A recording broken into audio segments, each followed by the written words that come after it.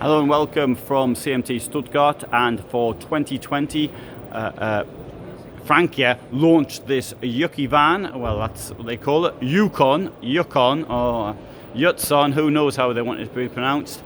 If it was Yukon, I think I would have spelt it a little differently, but anyway, never mind about that. Let's go inside. I studied linguistics at university.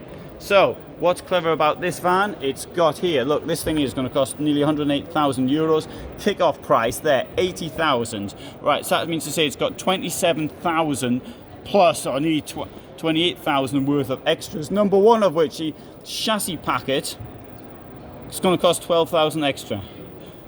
Driver's assistance pack, 1,500. What else is expensive? We'll deal with that. Okay, all right. Okay, so there you see that. So the chassis packet is the big single thing. It's on a Mercedes 313 CDI, and it's got a 100-litre freshwater tank and 70 wastewater tank. What's the point of this? Well, it's meant for two people, so it's a bit like living in a corridor, if you like. So now, one very good argument is this about the front seats, is that you've got the seats, so you may as well use them. There are certain vehicles, such as the type, the Grand Alpa, the Duomobile Liner for two, and Frankia does their own one of that as well, where you're actually putting a bed above the seats. But if you've got the seats, then use them, because you've got so little room in a van. So, okay, so in this case, we've got, in total, less than, okay, this vehicle, it's under 7 meters in length, total everything, including the engine. So you've got, say, 7 by 2, and that's an exaggeration. That's 14 square meters of van. That's an exaggeration, it's even less than that, but I'm keeping the figures round. And so that's what you've got to play with. Now, if you're sitting down here, I've got a bag on my back, I'll take my bag off. So that's your view of the television. So it does look a bit like a lounge in a flat, a small flat. That's how close you are to the television. So it's about 1.80 meter at best. I mean, at the furthest distance. Another thing it's got is this bench down here, and that comes across, and that will make the bed. You've got to make the bed every day, but I mean, you'd expect that in something like this. You couldn't expect really not to. You've got a fair bit of storage though, which it should open by pushing this like that. And in this case, sorry, I pushed the wrong side. That was funny, wasn't it? Right, there you've got the stalk for the table, which can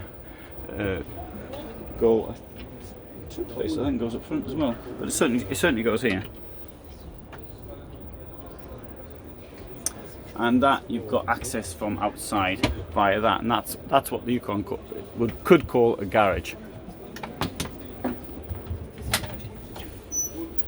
So this is your sideboard, and that gives you the your storage there. Maybe this is built for people who are not going to take much with them. Who knows? You can actually get storage under the beds, or in the beds, I should say, as well. And the bed itself is actually going to be reasonably wide. So you come across storage here.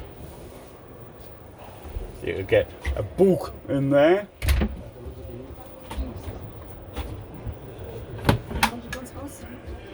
And there's your wardrobe. Oh, I'm sure this gentleman's opening there. Oh, I missed that. And there's the rubbish. And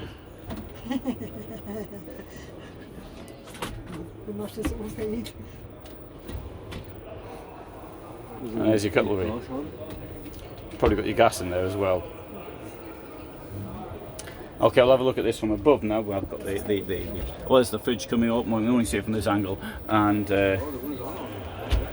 right, this is one of the problems at the trade fair. Obviously, people come here to pay their money to come here, so you've got to expect them to actually to look at things. because I can't expect them to watch my videos from their home. Right, so you've got the kitchen there, sink there, you've got 2 burners there.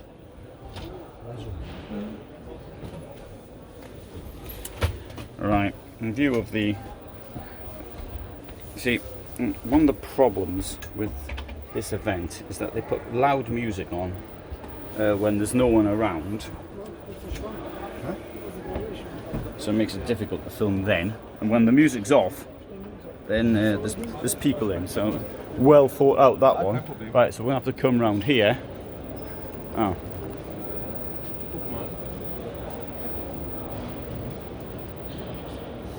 And we'll now have a look at this. I'm just got my bag on.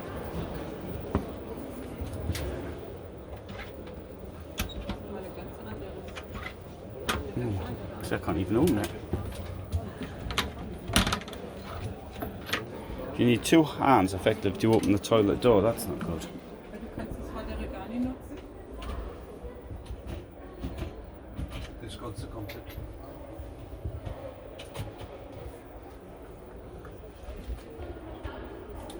Now, toilet is under here.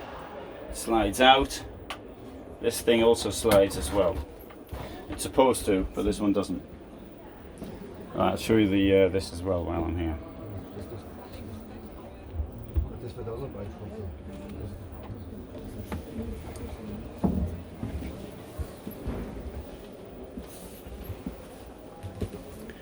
I do appreciate though that somebody could have.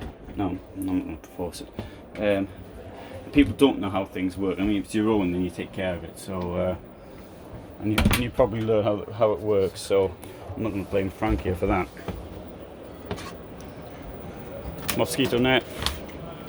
There you go. I won't pull it completely across.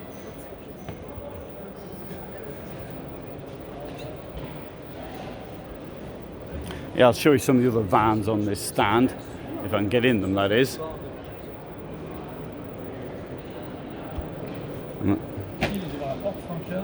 And we'll have a look at this other Yucon.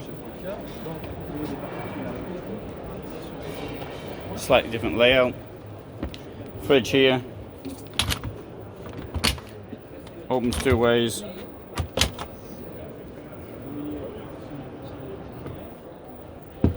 It's less like a corridor. Beds go up. Let's see what the situation is in here. Well, it's also difficult to open. Okay, toilet. Okay, it says push me, push me. Let's see how this works here. There you go. There's the sink.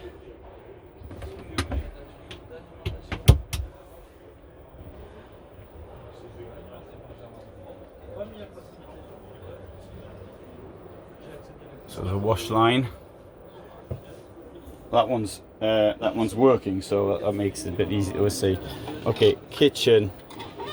This camper van setup from Dometic, which you'll see in a €45,000 van.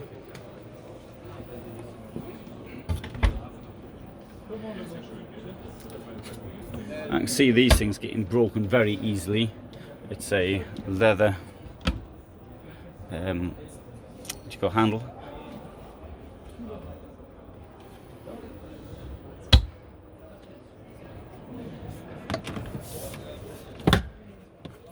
That doesn't sound good. Sorry, so I don't. No, it's a problem there. And up here we've got, however, this very nice. I want to point something good out.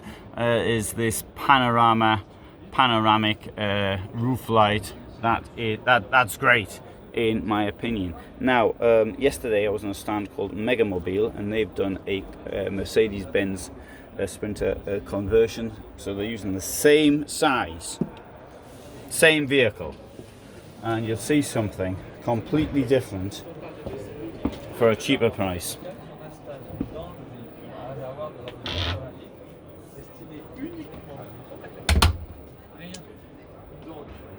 Table there.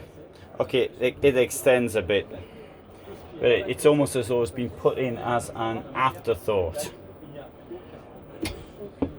Though, as I said earlier, though, I mean, I appreciate you've got to have. If there's two of you in the van, you only need 2 chairs. It's a shame not to use the chairs. So I mean, obviously, it's horses for courses, and if I don't like it, doesn't mean to say that you mightn't like it. Yukon 6.